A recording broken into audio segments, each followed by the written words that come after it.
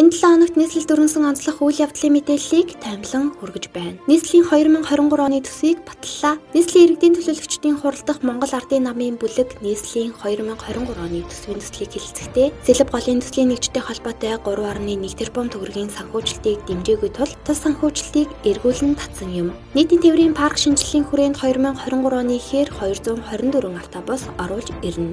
Засгийн газрын ээлжид хуралдаанаар нийслэлийн 3 агентлагийг татан булгалаа. Улаанбаатар эдийн засгийн хувьд бие даасан хөрөнгийн их үүсвэртэй байж хөгжинэ гэдгийг хотын дарга онцлов. Төр хувийн хвшлийн түншлэлээр хэрэгжүүлэх төсөл хөтөлбөрийн сонгон шалгуулалтанд өрж байна. Бүгд найрамдах Солонгос улсын компани Улаанбаатарын дахин төлөвлөлтөд хамтран ажиллах хүсэлтэй хотын даргад уламжлав. Засаглалыг дэмжих төвлөрлийг сааруулах хөтөлбөрийн хаалт боллоо. Нийслэлийн засаг даргын тамгын газрын хүний нөөцийн хөгжлийн төв Азийн сан төрийн албаны зөвлөлтөд хамтран хүний нөөцийн ажилтнуудад толгомдож буй асуудлыг хэлэлцэв. Сүүлийн өдрүүдэд агаарын чанартай холбоотой тандалтын судалгааны холбоос бүхий мессеж иргэдийн гар утсанд ирсэн. Энэхүү мэдээлэл нь Улаанбаатар хотын агаарын чанар индекстэй шууд хамааралгүй төөрөгдсөн шинжтэй болохыг албаныхан мэдгдсэн юм. Иргэн та агаарын чанарын индексийн талаарх үнэн бодит мэдээллийг www.agar.cgmn вебсайтаар авах боломжтой. Meet the Makers буюу бүтээгчдийн уулзалт энэ нэм гарагт Улаанбаатар инновацийн төвд болно. Гендерт зориулсан хүчирхийлэлтэй тэмцэх хаян өрнөж байна. Эдгээр болон бусад мэдээллийн дэлгэрэнгүй